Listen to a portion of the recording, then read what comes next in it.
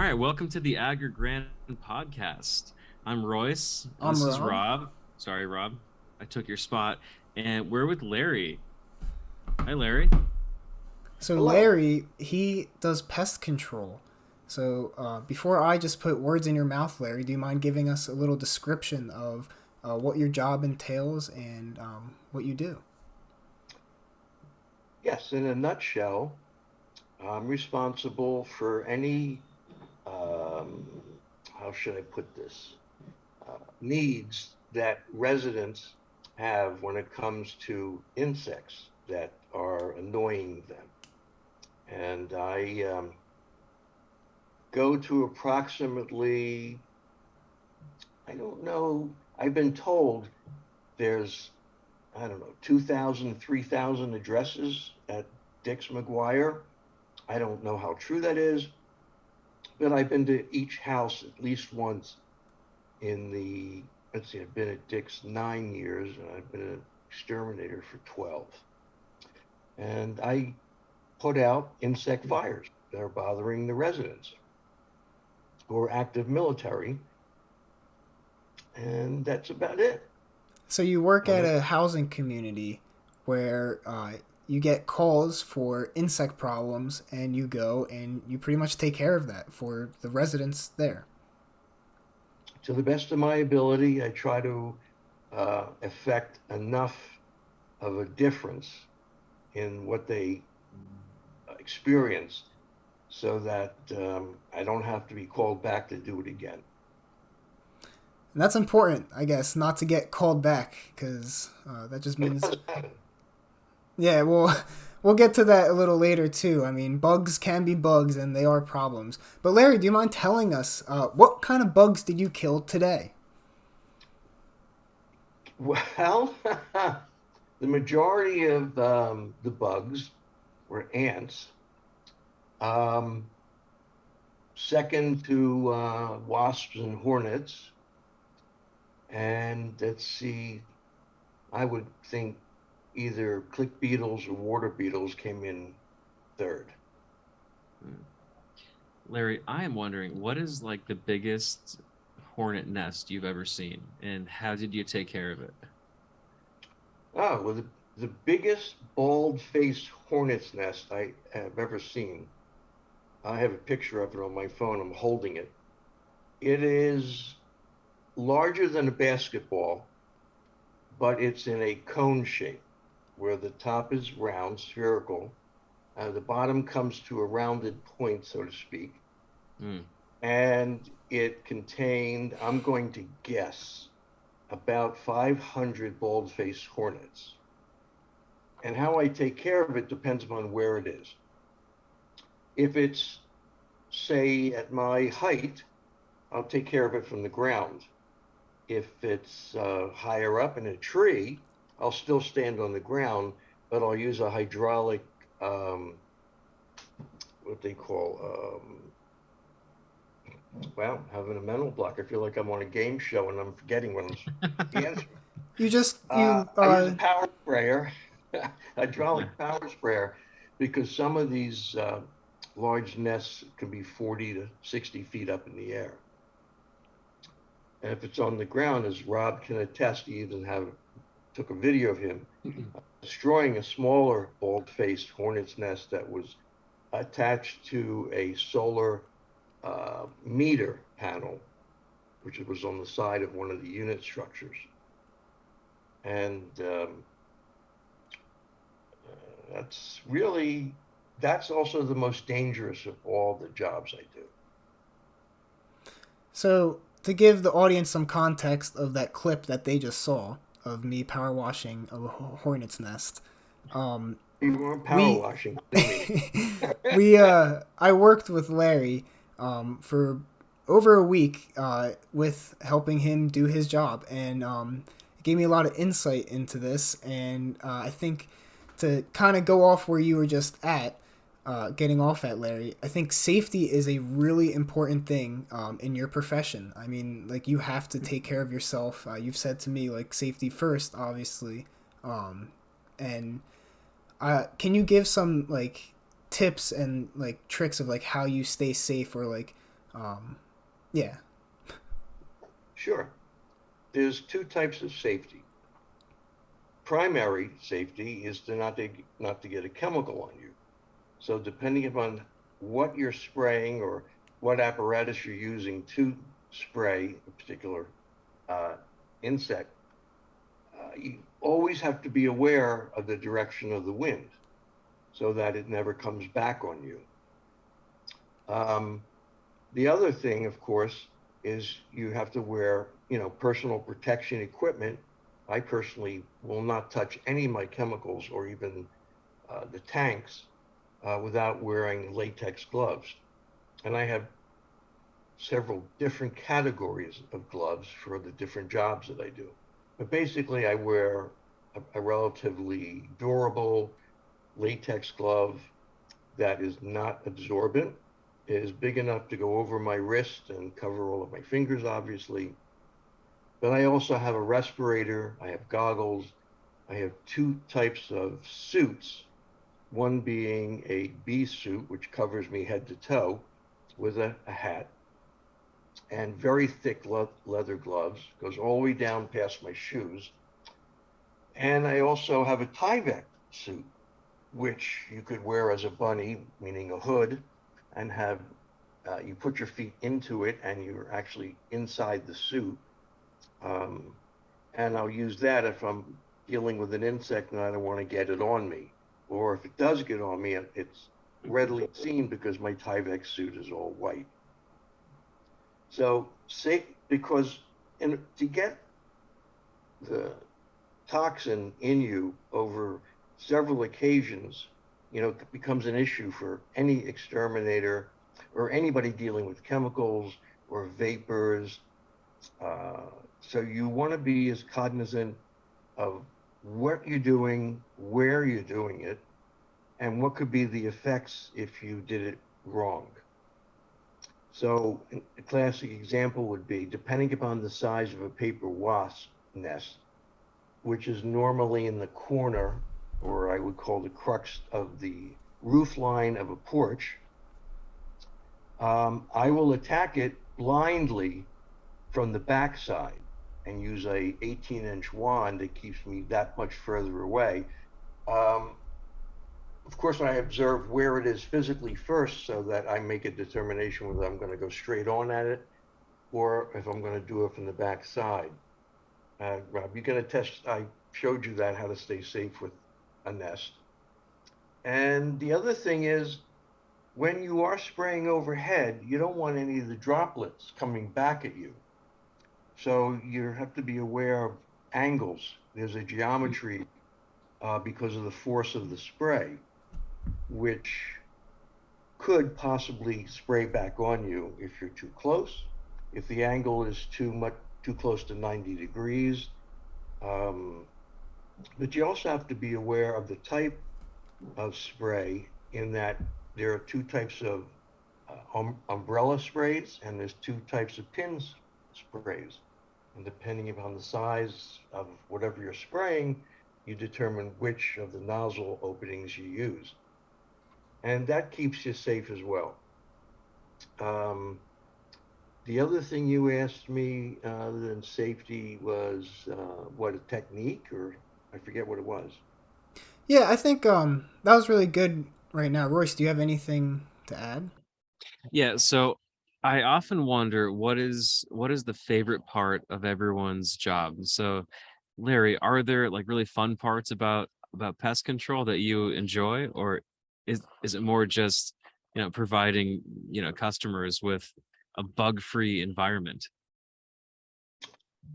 I get my best positive feedback when I don't get a call back.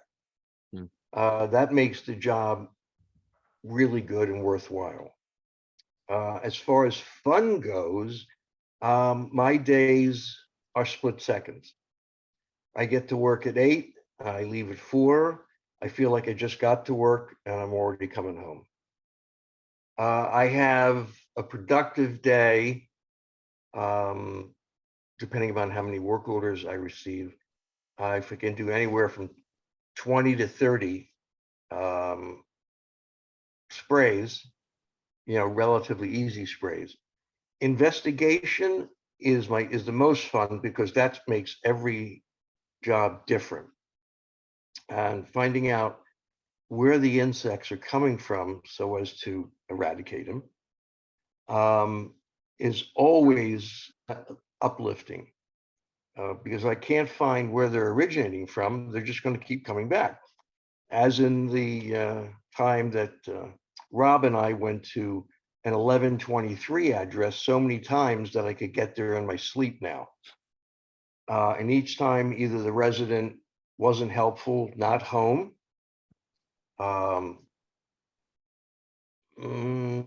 wasn't, helpful in helping me where they're seeing the abundance of them.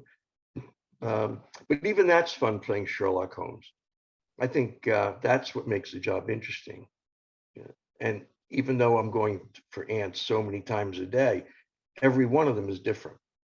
So that also keeps me interested. The novelty has not worn off this job. And how long have you been doing it, Larry? About 12 years. So you've been, it's a career, and you still find that it like provides new and exciting challenges for you every single day, and you take it like you're solving a problem. I want to say one time when Larry and I were in a resident's backyard, we see these bugs just zipping around, like they're flying at fast speeds. We don't know what they are. We think they're wasps. So the only way to really kill them is you get that the hydraulic, pretty much the power washing spray. And you just spray all over the yard, and you hope to really just like catch these things. And I want to go. I'll say something about safety in a minute. Let me finish my thought. That once we finally like, got enough of them that they were like starting to fall to the ground, we went and did some investigation, and we could not tell what kind of bug it was. It wasn't a wasp, and so after some further investigation, we found out it was called Scalia daubia, I believe, the blue-winged wasp, right, Larry? That's correct. And It sounds like a mobster. Yeah. But these wasps are harmless. And not once did any one of the wasps come near us. Mm-mm. Nice. So you guys just destroyed about 1,000 friendly wasps. Well, no, I don't know if there was a lot of them. What I actually showed Rob was a technique of spraying the air that they're in, the airspace.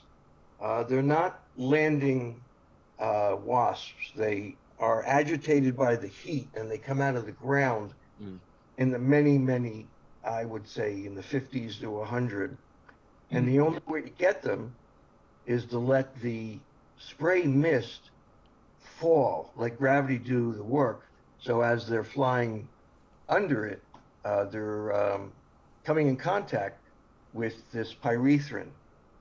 And that's basically how we did it. We really sprayed the air, which of course landed on the ground and then seeps into the soil, which gets to where their nests are, which is where they come out of the ground. When the ground heats up at a temperature they can't tolerate, they start flying around. It should be noted that pyrethrins are from the chrysanthemum flower, right? Yeah. That's exactly right. That's right. Not many people know that outside the field. Yeah, so pyrethrins are just like a huge effective kind of like broad net. Like you can spray a lot of insects with it and it'll take care of those, right? Basically. Yes. More like a generalist. It has a killing effect of 100% at every insect that comes in contact with it. But there are two types of pyrethrins. The one that I use strictly as an adjunct to a man-made source is a pyrethrin directly made from chrysanthemums. The others are called pyrethroids, which is man-made. They molecularly they're the same, but the speed of knockdown is not. So I always use a real pyrethrin as an adjunct to a slow knockdown, but has longevity when it hits the ground. So I get a longer lasting kill. Well, so you're saying that the natural pyrethrum products are actually more effective. Absolutely. Wow, Uh, interesting. So that's like an evergreen brand pyrethrum. Sometimes gardeners could buy that, sprayed on the vegetable garden. And I'm just familiar with that because of, spraying it for Japanese beetles and things like that. right. So when you buy a black flag or a raid, you're actually getting a pyrethroid. Mm. That's a man-made pyrethrin, and every manufacturer calls it something different. But essentially, if it has THRIN on the back side of the word, it's a pyrethroid. If it's the real thing, then it's just going to say pyrethrin on it. And it'll give you the actual pounds per gallon of the pyrethrin, and you use that to gauge how much goes into a tank so that you don't waste it, because you only need so much. It's not going to kill any faster if you double or triple. Mm-hmm. So you use the manufacturer's recommended dose. But the problem with the pyrethroid in general is that they're repellents. So I will not use a pyrethroid on ants, bed bugs, roaches, anything that I do not want the insect to become aware of the chemical. So in a pyrethroid, they're instantly aware of it, and they'll scatter in opposite directions, which means they're going to infect other areas. So the problem with the pyrethroid is I'm very selective of what insect gets to try it out, so to speak. Wow. That's a really useful tip because I would have thought that like the man-made kind of version is more deadly and more dangerous for bugs, but it sounds like the natural one is the way to go for everyone who's, spraying it out there. If they're using it for a garden type application, uh, pyrethrum is probably the number one most effective insecticide, especially for organic production because it is extracted from flowers. Even there's a natural farmer, Masanobu Fukuoka. He wrote this book called The One Straw Revolution, and I've talked about it lots in the past. But he actually ground up chrysanthemum flowers, and he was trying to use that as a natural insecticide also. And he's like the world's most natural farmer, so he's also using pyrethrum too. So that's very interesting that you were also using it, Larry. Now, this Well, py. Sorry, go ahead, Larry. I was just going to say, you learn what to use by experience. That's the best teacher. It I is. mean, we have safety data sheets. We have chemical covers on every bottle, which you can read, and it'll explain exactly what it is, how to use it, the outcome. There's also different pyrethroids you don't want to use on pollinating flowers, plants, vegetables, because you will kill off the pollinator. So you have to know when not to use a pyrethroid. The same goes true with a non-repellent. So you have to be very cognizant if you're into nature and the good earth and things like that. Sometimes you have to say no to somebody. I cannot spray your flowers because of this reason. And it's well stated by the EPA in all of the covers that are on chemical bottles, as well as manufacturer safety data sheet. So I think it's important to note that for pesticides and all those kinds of chemical sprays, that the label is the law. That you Correct. follow that exactly to the T. It will tell you almost everything you need to know. And I mean, is that correct, Larry? Absolutely. Now, you learned that when you took your core. The label is the law. And going outside of it, I mean, there's nobody around to slap you on the wrist. So you do it out of your own loyalty to the industry and the safety of the resident and the environment. I mean, that goes with anything, runoff, spraying a building, even at the inside of a garage. Safety is the law for those that could come in contact with it, as well as longevity, because some pyrethroids are instant kill with no longevity, and there are others that have a 30-day residual. So people, humans, pets, infants come in contact with it. They have to be made aware not to enter an area, not to touch anything while it's still wet. And of course, I ask all of them to report to me if this particular combination of chemicals I'm using it was successful. So you get all of that from the label. Now, are there other resources that you can like reach out to, either by phone or email that like will help guide you further into like maybe problems that you're unsure of that you might need like a third person to kind of give you some advice on? Sure. My first resource is a distributor where I purchase chemicals. And when I'm faced with an issue that I cannot resolve, I call somebody and they put me in touch with a technical advisor at the manufacturer. So I think I've spoken to just about every major manufacturer about their chemicals and use, to find out if there's a better way to use it. I've also had manufacturers rep travel with me and see me do things they have never seen before and have applied that to their schedules and labels. And I've also been told, things that, if you try it this way, you'll have a better effect and maybe even a longer residual. That's one way. I also, because I know all the manufacturers' reps, if I have a particular question that I want to get right to the answer as quickly as possible, I will call BASF or I'll call Zenac, and there's a lot of others too. And I'll have a conversation with the tech. And my last really informative technical conversation was with the manufacturer of the handheld tank that comes with a wand and it holds a gallon of water and insecticide.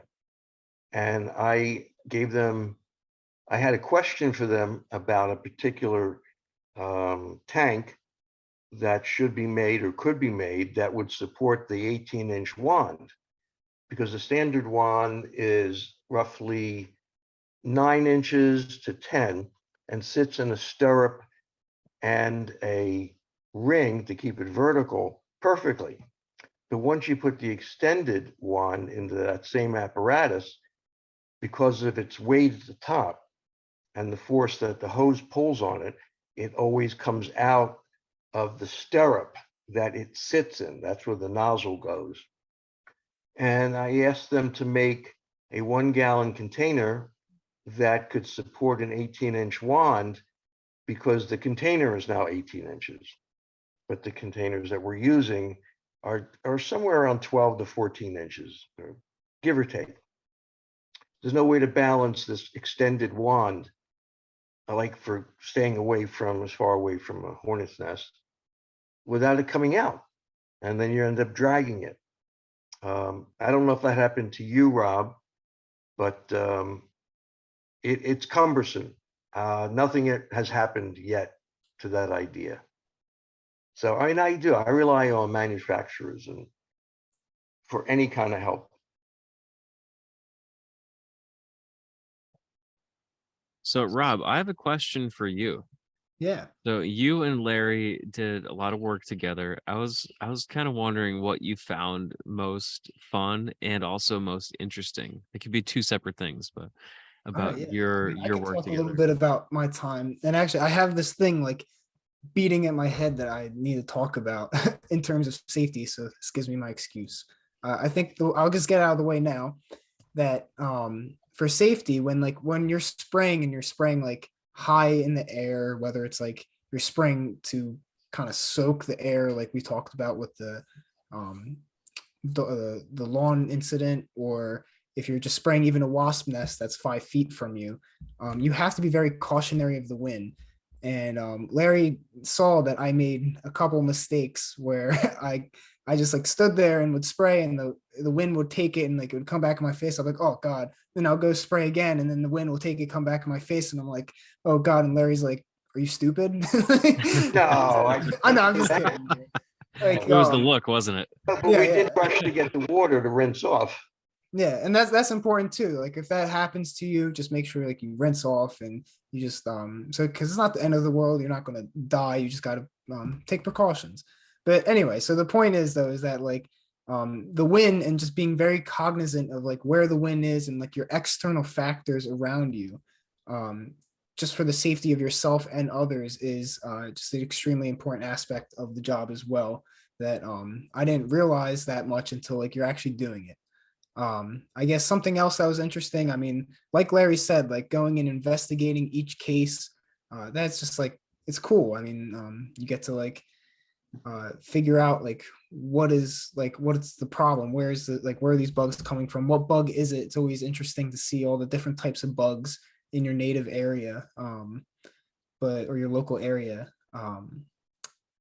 But yeah, I mean, in terms of like it's a lot of work, honestly. I mean, we did a lot. You get called out, especially like just the area that I mean, Larry works at. It's lots of calls, and you get some calls that like people get like kind of weird. Like you have the people who get weird about um, chemicals, and like they're like, "Oh, be careful with the spray," and then you have other people that want you to spray. Like they're like, "No, just spray here, like now," and so I think that's something interesting that I actually want to talk about too, is that um Larry, like do you think that there is a right way to killing bugs? So like some people have this idea that any kind of chemical is bad versus like you can take it to the other extreme, or you even have people in between like me. But like what is your opinion on like not using chemicals at all versus like is it a necessary almost evil? Oh, it's a good question. Let me see if I can formulate a good answer. I personally would rather use a green chemical that is not toxic. It's all the chemicals I use are killers, and that is a paramount worry of me for me in keeping the residents safe. There are residents that call, have me come over. They're having an incident of ants, and I will always go to the door without a chemical so that I can get an idea of what resident is going through and not scare the resident. And I'm going to come in and only do chemicals, but I only have chemicals. So to put the resident at ease, there's always a class of 10 seconds of verbiage. What to do, what not to do, um, how dangerous the chemical is, and especially where I'm going to apply it, a human being will not be able to get to, whether it be a dog, an infant, an adult. And I put them at ease. That doesn't always work. So as far as the personalities go, and every one of them's different, uh, the stronger their personality is, the more I back off. Because when you encounter somebody like that, who's always right no matter what, because they went to a YouTube or Google, I just let them be, let them alone. And I'll sometimes say, look, when you're ready for me to come in as a professional, I will come back. But for now, let's see how much more of this you're willing to take. As far as non-chemicals, my most efficient way of getting rid of ants would be use a 20 mule team borax soap powder. Trouble is, they might go buy it, and I'll tell them what the amount is, should be sprinkled in what areas. And if I go back, it's everywhere in piles. I mean, everybody overdoes it. And no matter how I explain the chemical reaction of a borax or a borate to the resident, they're overdoing it all the time. And then they don't realize when it's time to vacuum or they're walking on it, they're kicking up this fiberglass contained white powder in granulars, small grains, and they're breathing it in. And it's Wait, going to Larry, do. do you mind really quick just explaining the borax and like Oh, what sure. the resident would know? In the early 1800s, the way they used to clean what they called then dungarees was soap mixed with shards of glass. And that glass agitated dirt out of the fibers. Well, it was also found that if you grind up the glass into minute pieces, you will also grind the exoskeleton of an insect. So as the insect walks over the borax, they're actually getting lacerated, and which has them in a vernacular, they bleed out. But really what's happening is they're losing all their body moisture, and they actually die of thirst. So that's what's in borax. A borate is what you find in just about every laundry soap or dishwashing soap. It's an aggregate that has a coarseness to it. And that is essentially how you actually scrape food off plates, how a lot of the dirt and mud that come out of clothing in the washing machine, it's a borate. But borate also dries everything it comes in contact with, like powder, talcum powder. So you use it on particular insects, and it's green, so that when they do walk upon it, they instantly start to dry out. And in some cases, at appendages that bend, there are opening areas where their elbows meet, or where their antenna hit their what's called the pronon, which is the top of an insect. And it instantly starts to irritate and goes through their system. And as it does, it's ripping them apart. Wow. So that's what a borate is. And that's also what, borax is.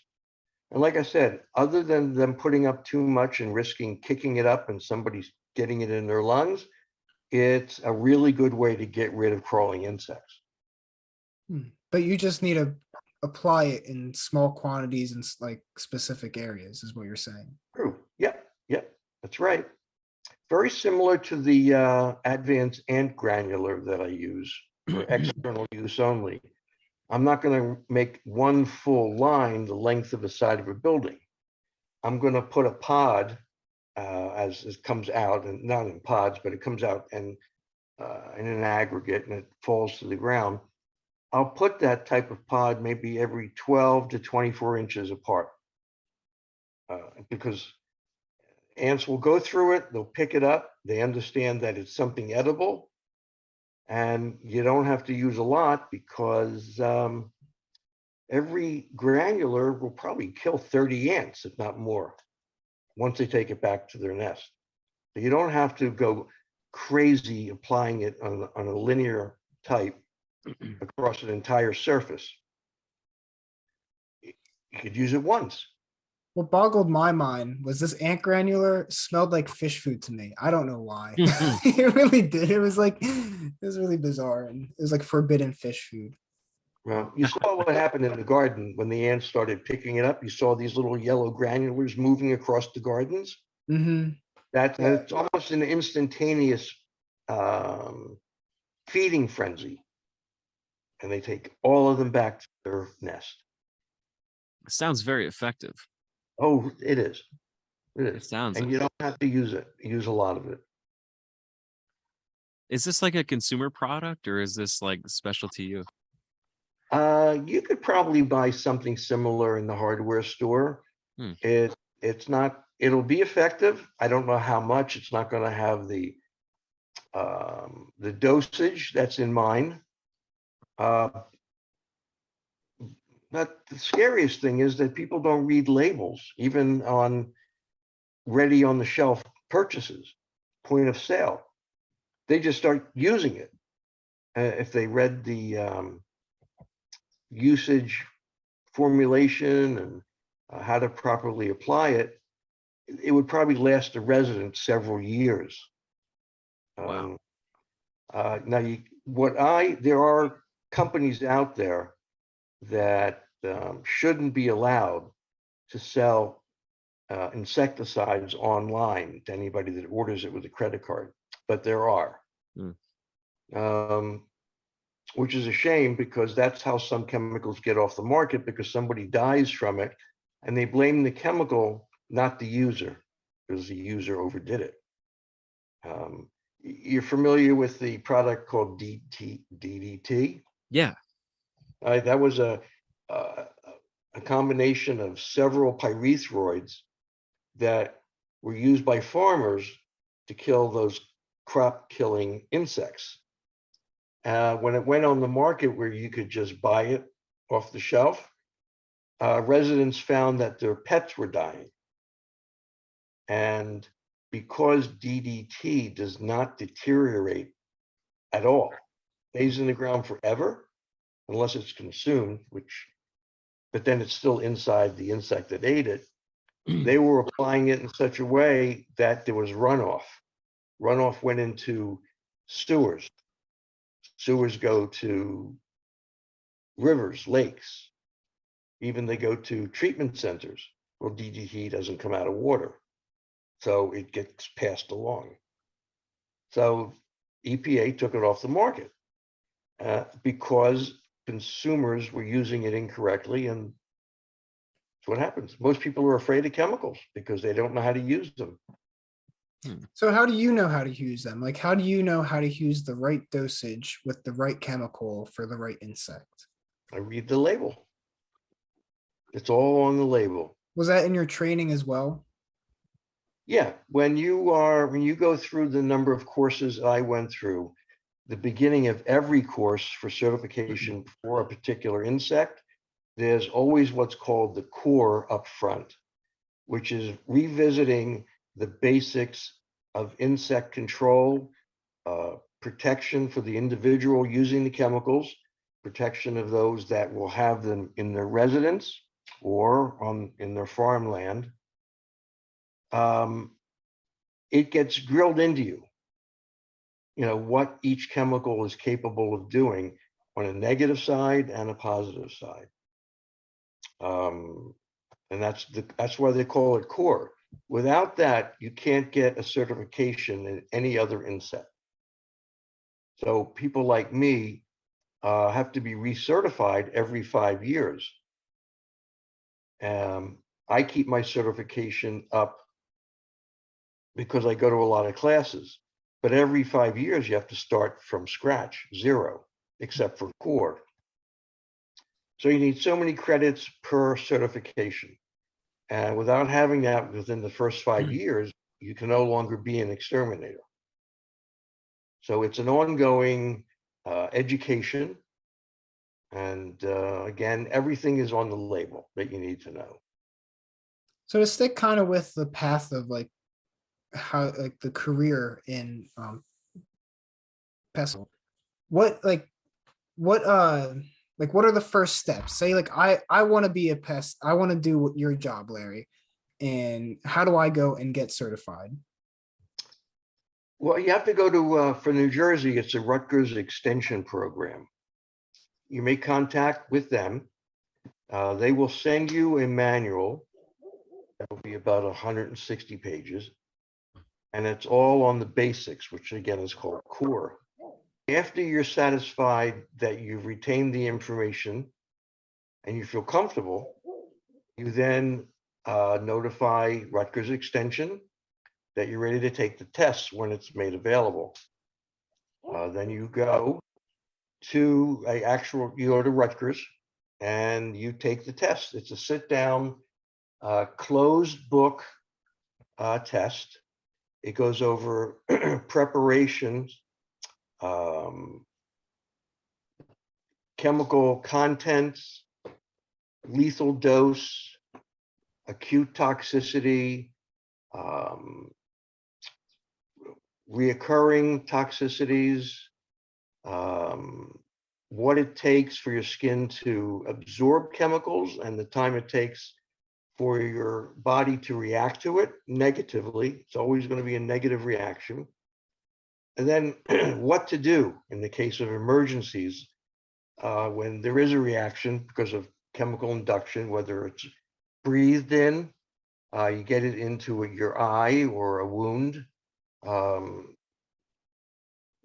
ingestion by accident, of course, and also in the case of fire, what happens when chemicals react with heat. And there's a lot to know about that safety when it comes to a fire, and how to store your equipment safely, what type of unit pesticides have to be stored in, what type of ventilation, types of locks, cautionary signs that keep people away, and the notification of area residents when a general spray in a common area is going to be done and how it's going to be done. And then again, the longevity of the insecticide, when it's safe to re-enter. So it goes on. There's a lot more than that too. And to go into would get even more boring for anybody else. But it's very comprehensive, obviously. And it is. How much chemistry is involved? Like, if any, like can you be like pretty much a high school graduate and be able to go and get certified as a pesticide or in that field? Yeah, in order to become an operator, you don't have to have any formal education. You just have to know how to read. You have to have common sense, because there are common sense areas in the manuals that test you on your common sense. No formal education is necessary. You just have to pass the exam. New Jersey requires a 75% correct exam. So you're allowed to get 25 questions wrong, so to speak. Anything below that, it's a fail. I've taken 5 exams. I've passed each one, and I can't tell you the percentage. They don't tell you. But you did better than 75, or your license and certification wouldn't be coming in the mail. Mm-hmm. So basically, if you can pass core, then you're ready to take certification, because core does not allow you to I guess, work on particular insects. It gives you a general knowledge, and you still have to have someone like me within the vicinity, or at least somebody like me that can be there within minutes if there is a problem or something's questionable. That person, let's see, there's the operator and the applicator. And I am a certified applicator. An operator is a neophyte that only works under core underneath somebody else's license, because you don't get a license just because you pass core. You only get a license once you get into the certification of the different types of functions that an exterminator has. And that's all predicated on the insect. So in order for me to do gardens and trees, anything that has to do with landscaping, I need to have a 3A, and that is particular to landscaping. In order to do general pest control, which is internal structure, you need a 7A. That allows me to be on a property and use my judgment to the chemical I want to use, the amount I want to use, where I want to use it, and on the particular insect, make the determination what chemical should be used. And that's a general category 7A. Then there's a termite certification, which is all by itself, strictly termites. And under that umbrella comes all wood destroying insects, but it's basically for termites. And that is 7B. That in itself is a very long course. There's a lot of studying. The manual is huge. There is chemistry where you have to know the amount of active ingredient to put in, the amount of water for dilution to get a percentage of the chemical to get yourself a lethal dose of 50, which is the middle range of insects that die from your chemical. So it's called an LD50. So 50% of the targeted insects die. So there's all kinds of LDs. Like I said, you don't have to be a rocket scientist. You just have to study and retain it. And as you do it, it gets more solidified on what the compounds are and what to mix. It just comes naturally after a while. But it's all on the label. Without the label, you can't do anything, or shouldn't do anything. What would you recommend for people who have garden pests? Say someone has a vegetable garden or potentially fruit trees or something like that, and they have kind of standard pests. If they have maybe mites, or they could have Japanese beetles, they can have other beetle damage. Are there some kind of chemicals that are kind of your go-to that you can recommend for people? Oh yeah, but you won't be able to buy it. But yes, there's a chemical that I use called Nylam, Nylam. It is a group of I think it's an A2, which is a pollinating disaster if you do it at the wrong time of the season, because it'll kill everything that lands on the plant. And this particular chemical has a compound called I'm going to mispronounce it, I know it, dinatetrathion. And it's made for crawling insects that either puncture and then suck out nectar, or boring insects that go through bark and try to get to the capillary action of a tree. It's also meant for, like you mentioned, Japanese beetles who always go for leafy gardens, mostly rose bushes, but they'll go for juniper and some other larger trees. That's the recommended thing because it doesn't really hurt a lot of other insects. It's mainly for the fly that punctures a leaf, wants to lay an egg on it, and then the egg larva, upon hatching, begins to chew through the leaf and get into the capillary action of the plant. So like I said, you have to be very careful when you use it. It's best to use it before the season of blossoming. So what happens is it gets on a leaf, this xylem. The leaf absorbs it the same way it absorbs any liquid, water. It then goes through the leaf to the stem, to the limb, to the main trunk, and then capillary action, which is the up and down motion of nutrients within a tree or a plant, to the roots, and then back up again. So once that is complete, any bug that begins to chew on this particular plant dies from the chemical, Nylam. But again, the most important thing to remember is do it before a blossoming season, and then you can do it after a blossoming season. When the petals are starting to brown, or the stamens and pistils within pollinating flowers have disappeared, that's when you use it, because now you have a soft trunk that's still viable. It's not fall yet, and it'll absorb this chemical, and it protects the plant for quite a while into the next season. But I'll also use that chemical for lantern flies by saturating the ground around a tree, so that when it gets down to the roots, the tree absorbs it. It's harmless to the tree. It then, through again capillary action, sends it up to the leaves because it thinks it's a nutrient. And then the lanternfly lands on a leaf, begins to puncture it, because that's what its proboscis does, has a very thin needle type of puncture device at its pronon, and it just punctures the leaf and draws out, I guess, for lack of a better word, you can call it syrup. But as it's doing that, it'll be dead within minutes.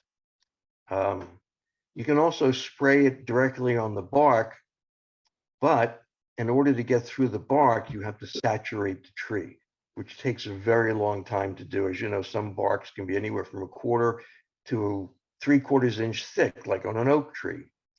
The bark comes way out, and that's what gives it its woody topography. It's crevices on the outside of the tree. You really have to saturate the tree. So in a case like that, the best way to do is start at the ground. Hmm. That's a target chemical. It's also labeled for chewing or biting insects. Probably the only one out there right now.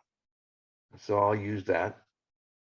And I would use it in a garden, like I said, pre-blossoming and post-blossoming. So how does it not hurt the plant? Well, I don't know that. I just know it's not toxic to the plant. But So I the plant don't, still grows fine and like and it'll still edible. still edible. Wow. Yep, yep. You know what? It's probably because of the minute quantity that does get into the tree or plant or vegetable garden. Like, let's say I spray an apple tree. And let's say I put 4 gallons around the trunk only. So sinks in, as it goes through the dirt, it's losing toxicity. As it goes up the tree trunk, it's traveling with the other nutrients. Again, it's being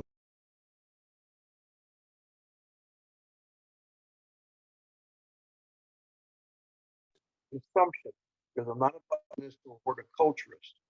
I'm not really an entomologist either. So these are assumptions that I make just to throw it out there, that maybe by the time it gets to where it has to go, the toxicity is not enough to endanger a human from eating that apple. And I think that was one thing that I remember you'd always tell me when I was working with you, and I'm spraying, like me being a little nervous spraying these chemicals, I tended to like maybe stick in one area at a time, thinking like, oh, like I have to spray this like line of ants pretty heavily and like soak them. And then you kept reminding me that like taking the scale of the world that is much smaller than us, those droplets of chemical become a lot bigger to those organisms, even though like we don't understand like just how small of an amount like they need to actually like be affected by this chemical. So again, what I'm saying is like that it takes a lot less than what I initially thought, to like both kill animals, and that kind of sounds like what you're getting at with the nylon in the plant, that like there's just such small quantities that these bugs and other pests are affected by that don't affect us, because they can direct like the proportions are just way different for them compared to us. Yeah, that's correct. Absolutely correct. I use the measurements are designated by the manufacturer. So the average measurement of chemical is 1 ounce per gallon. But there are other chemicals where I'll only use 0.75. ounces per gallon because its level of toxicity is greater in the concentrate. So you don't use less, but it has the same effect, and you do it with the same walking speed and pressure release as you would any other chemical, but you begin to know how fast you can spread the chemical, by either walking faster or you can decrease the pressure. And because of longevity, you don't need a lot of chemicals either. And you're right, size in this case matters. You heard it here, folks.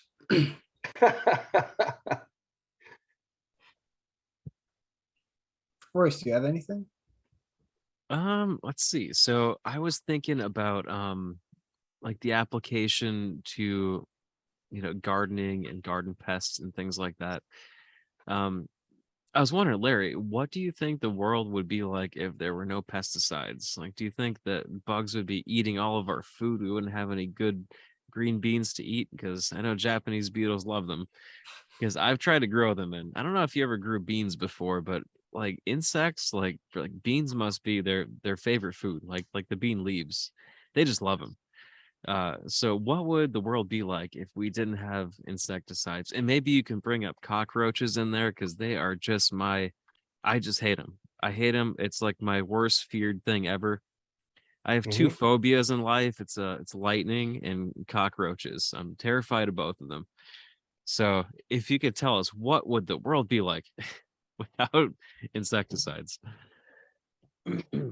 um, Insects would overwhelm us. Some insects can produce 400 eggs per cycle. Cycle can be anywhere from 3 weeks to 2 months. There are 6 cycles if it's in warm climate. If it's in the weeks, such as the common housefly, from egg laying to full maturity can be 2 weeks. Just imagine if there were no insecticides, what the farmer would deal with in his stables with all that manure and wet hay. The only thing that comes to mind is unconscionable, is what would happen to us. And they would absolutely take over. Another good example, I think, would be locust. When they are in bloom, they literally, there's enough of them and they're congested enough that they will block out the sun for an area and cast a major shadow. Wow. Okay, so imagine no insecticides and the locust decide they're going to land in a farmer's cornfield or sorghum or a bean field. They would decimate that field probably within a week. Depends on how big the storm is of the locust and how large the field is. But when they get enough food, they propagate. The term, like rabbits. We'll just multiply that times 1,000. Hmm. So just imagine what would happen if you didn't stop the population growth of roaches in somebody's house. Instead of having 50 mature roaches, you would have not only the 50 mature roaches, but you would have 600 eggs or more. And roaches, in some cases, can be asexual, and they produce 20 to 30 eggs on their back, called urficas, at a time. So just imagine what the population, if you had 50 roaches that were giving birth to eggs that they carry on their back all at once. So, 30 times 50. I mean, oh my God, Ooh, 1,500, that's a lot. 15,000 or something. I 15. am sold. I'm sold on insecticides, Larry. Yeah, in your own house, we all have ants. So you didn't take care of them. They would keep telling the other ants, come on in, there's a lot of food here. Well, as they take the food back to their nest, not only are they feeding the queen who continues to lay eggs, and she's laying hundreds of eggs at a time, and she can do it every 10 to 15 days. Some cases, depending on conditions, can be 20 days. But when you have more than one queen in a nest, which is not uncommon, you're going to have 1,000 ants every 2 weeks. Hmm. So just imagine them overrunning. You Um, know, I feel like we're giving someone an idea for a best-selling novel, like a best-selling dystopian novel where the setting is that like some activist protests enough that they get all insecticides and pesticides wiped out off the planet because they want to go green. And the consequences are that we get overrun by locusts, ants, cockroaches, roaches, like and all these bugs just come up and revolt and take over the world. yeah, well, just imagine what's underground. Hmm. Uh, Grubs is a major gardening problem and landscaping because grubs eat the roots of everything growing. If you didn't get rid of the grubs, you would never be able to have a garden. But the one thing Mother Nature has in our favor is that Mother Nature has moles and and their diet is grubs. So anytime you see a mound that's extended over your garden or over peat moss and you step on it and a depression forms, you have a mold. And that's because you have grubs. Hmm. Other than praying mantis, cicada wasps, the daubers, and there's many hundreds of different kinds of daubers. They are the one thing in this world you never want to get rid of because they eat, and bats too. They eat their weight plus in insects. Not enough for us to notice, though. Hmm.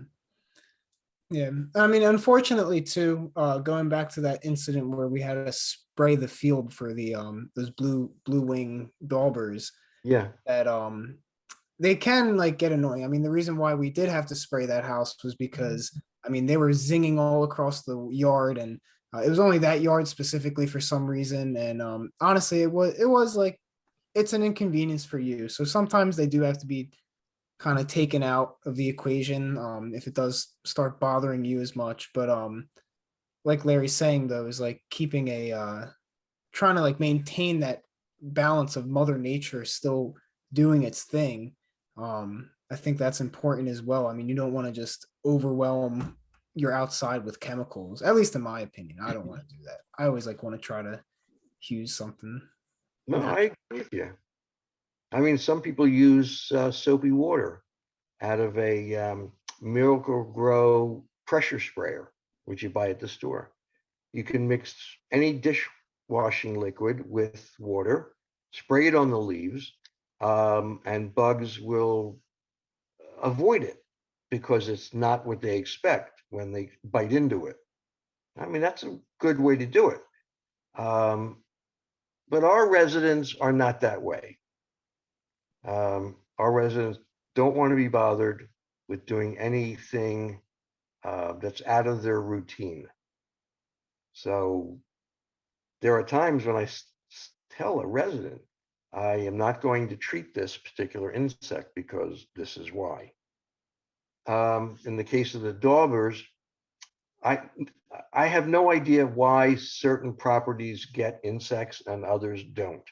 It totally amazes me how one block of homes, say four on one monolithic pour slab, which is a continuous concrete pad, and then they put four houses on it side by side, that the house directly next door has no issues with insects, but the one in the middle or the end is overrun. And try to explain that to somebody that says, I have not had an insect, I've been here 15 years. How come all of a sudden? And I say, because an insect found your property.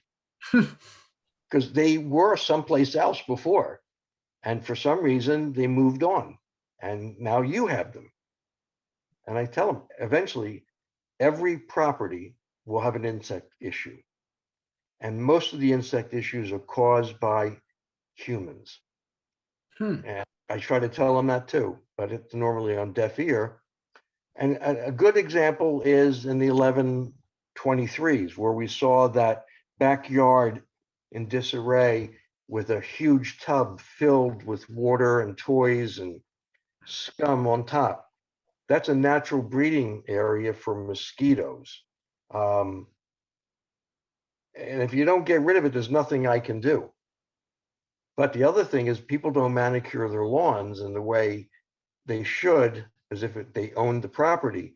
So when they when they have tall grass, put wood up against the house, items that hold chaise lounges or the cushions, and it's up against the house, they are manufacturing harborage for insects that are lazy and aren't going to make their own.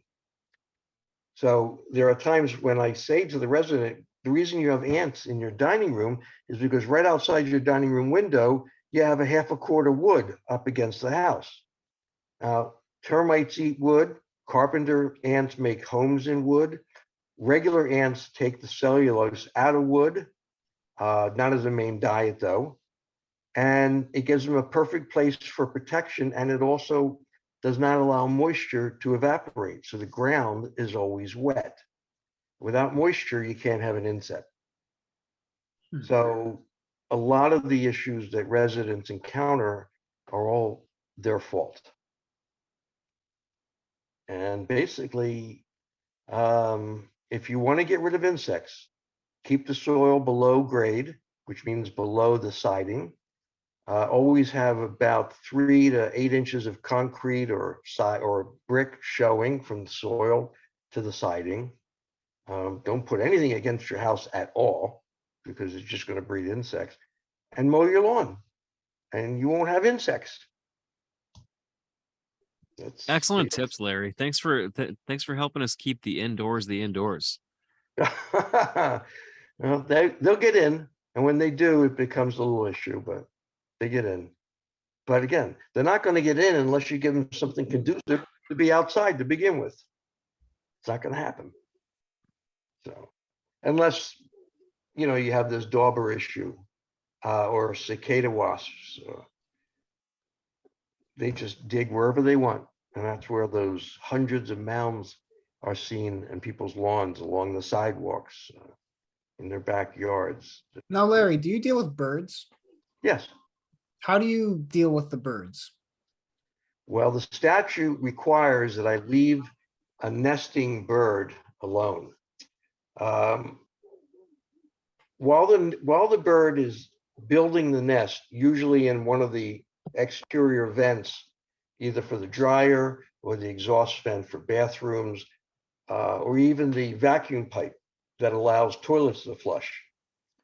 If you can get to it before they actually lay their eggs, I'm legally allowed to extract the bird.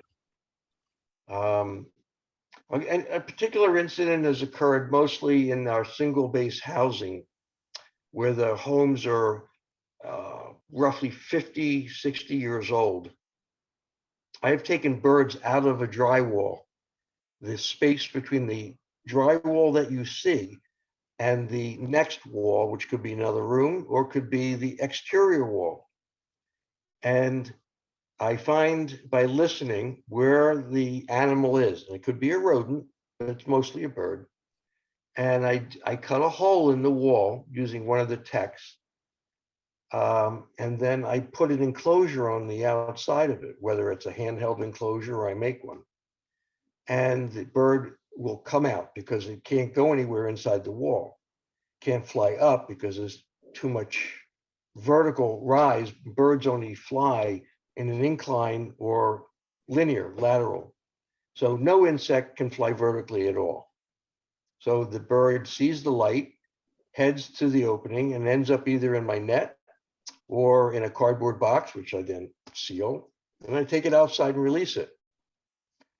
The way to keep that from happening has been an ongoing struggle for me to get the communities to put bird exclusion covers on all of the vents.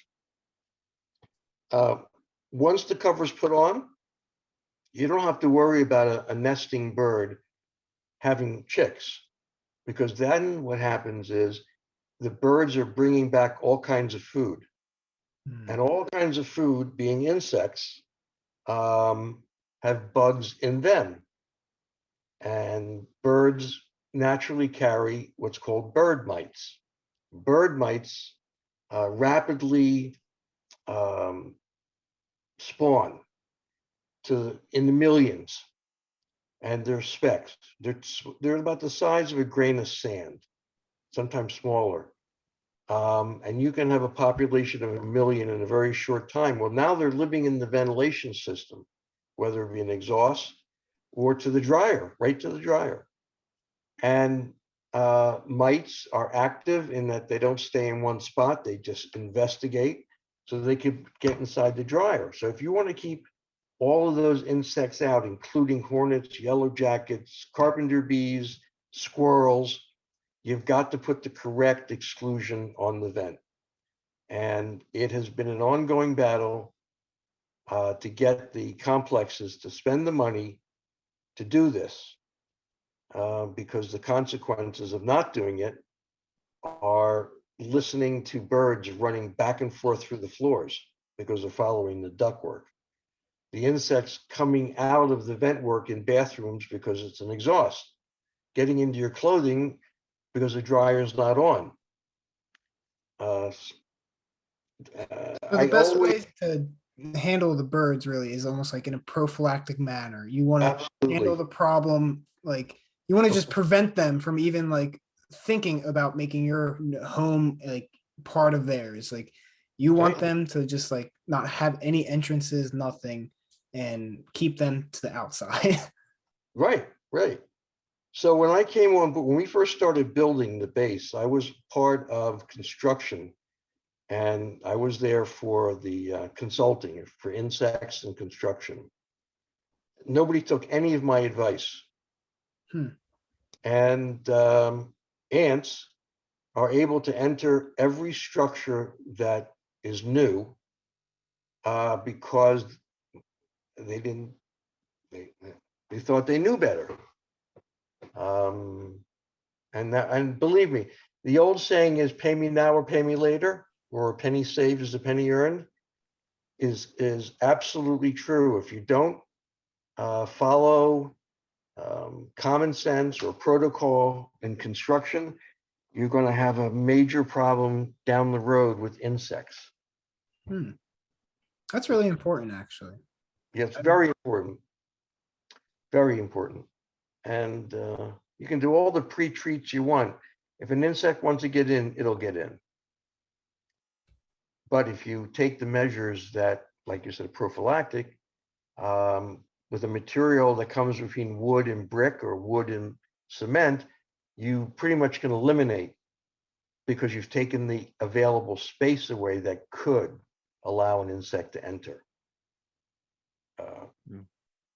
Makes sense.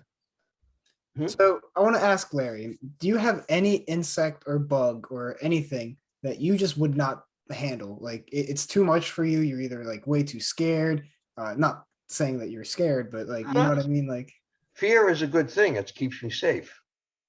Is there an insect? In the beginning, they all bothered me. And I was squeamish about everything. But you see how I handle, hornets and wasps and things like that. So I've taken matters seriously on how to do everything. And I evaluate everything before I make any kind of chemical contact with the insect. Is there one particular insect I don't like and I do fear? It would be fleas. But I have protection. And even with protection, I'm very careful because I don't want to bring anything back to my vehicle. And one of the reasons I forced the company I work for to get me light colored pants and shirts is that I now will be able to see if there's something on me, where you notice everybody else is wearing dark clothes and I'm the only one wearing light clothes. And it's because I need to know if I'm traveling, if an insect has hitchhiked on me. I certainly don't want it in my vehicle, because anybody gets in my vehicle is going to get me, I'll get reinfected, or it'll come into my home. I don't want that. Honestly, So, I think that's like a genius tip. Like when you told me that, I was like kind of blown away. I was like, it's so simple, yet it makes so much sense. And I think you can apply it just even outside your field when you're out gardening or something. Like maybe oh, wear absolutely. light clothes, so you see what is actually getting on you, and you can properly handle that when it does.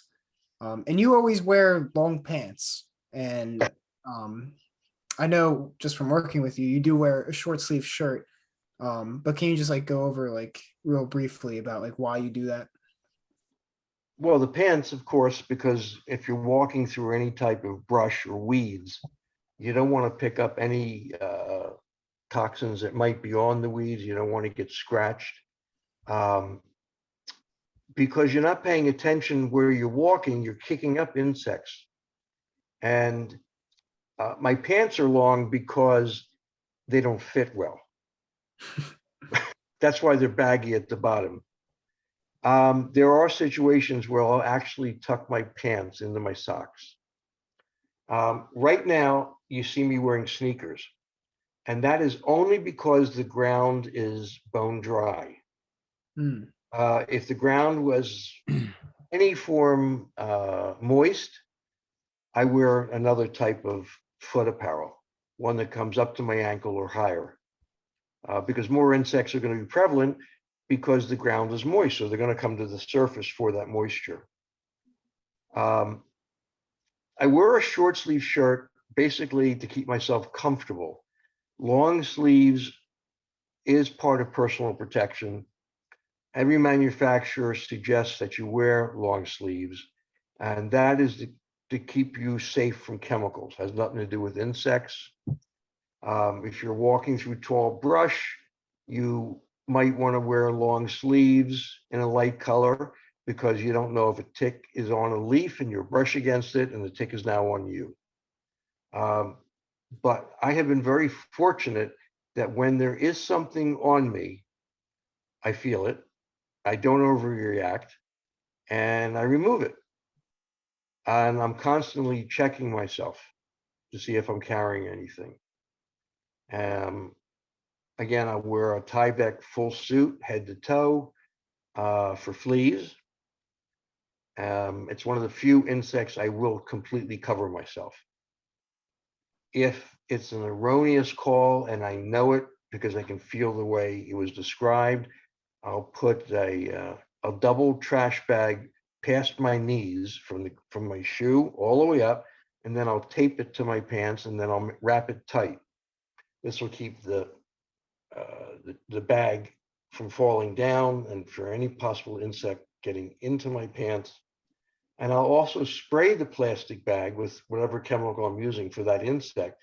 So if an insect does get on me, and a flea can jump anywhere from 9 to 24 inches with its springing legs, can literally hop on you from the ground. Um, that's why I wear these bags so high up, and I spray it. So if a flea does land on it, it gets the insecticide, and I'm not worried because it dies. So that I have, an emotional fear with fleas, because if you don't know you have it and it's on you, you will take it someplace else. Hmm. So A that fear of the unknown. yes, and that keeps me safe. All right, Larry. Royce, do you have anything? I thought I learned a lot of useful tips tonight, actually, about how to keep bugs out of the house, what not to do, what not to keep in the backyard. I think that was great. And I learned, man, my favorite point here was about the natural pyrethrum as opposed to the artificial stuff. I just that blew my mind that the natural stuff was the way to go for quick knockdown. That was really important to Yeah, me.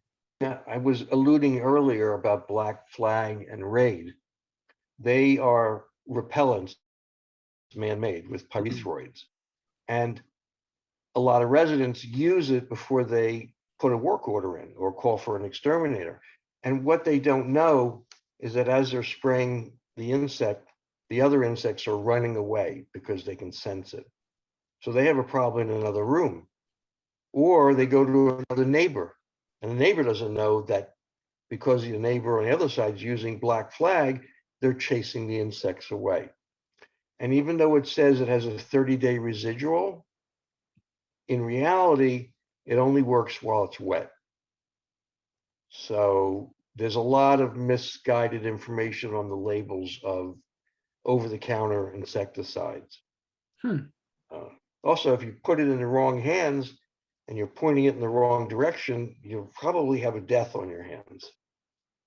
So it's good to do your research. If you're going to do something, read the label on it, understand what the chemical is. The concentration of the chemical will give you the length of longevity and the knockdown strength. Most people don't know that. So it's really a detriment to the exterminator if he walks into a residence and there's black flag or raid somewhere because they just used it. Because now I'm putting down a chemical on top of their chemical. Mm-hmm. And, the reaction is either going to be negative, which means it doesn't work at all, or it's going to be overkill. And by the time I get there, the insects are now everywhere. That was a They're really not bad. Yeah, they're not bad products. They're just, they're not made to do what they say they do, no matter what the label says. That's my belief, that if you can sell it over the counter, you're really risking your life when you use it. Wow. It's like really important. Thank you so much, Larry. I mean, I could honestly, I feel like we could talk for probably like another 3 hours, but just in respect of your time and the viewers, we'll definitely have you back on this podcast for sure, because this was such a pleasure. And I think that this was also a very great listening pleasure. And if you did enjoy it, leave a like. But Larry, do you have anything that you would want to shout out to the vastness of the internet that might watch this?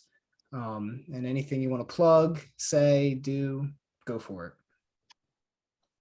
Well, okay. All right. Again, I'm always going to go back to common sense. And without common sense, you're going to injure yourself and make the problem worse. Again, if you don't read the label thoroughly, you're going to make the problem worse. The other thing is, most bugs are beneficial, but because of the theater, movies, we're afraid of them. And that fear that we have of insects is really not healthy.